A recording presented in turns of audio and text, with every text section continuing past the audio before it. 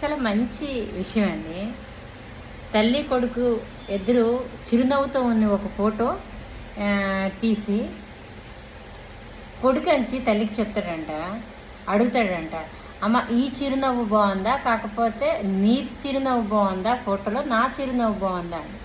అయితే తల్లి చెప్తుందట, ఫోటోలో చిరునవ్వు సంగతి విడిచిపెట్టి, కానీ ఒకటి మాత్రం నాకు తెలుసు, నువ్వు నవ్వితే నేను నవ్వుతాను, అప్పుడు నువ్వు అర్థం చేసుకో ఎవరి నవ్వు బాగుందో. అంతే కదా, బాగుంది కదా. ఫోటోలో ఎవరి చిరునవ్వు బాగుంది అంటే ఆ నవ్వు ఎవరిది బాగుందా అని నాకు తెలీదు. నువ్వు నవ్వితే నేను నవ్వుతాను, ఎవరి చిరునవ్వు బాగుందో నువ్వు అర్థం చేసుకో అంటే ఎవరి నవ్వు బాగుంది.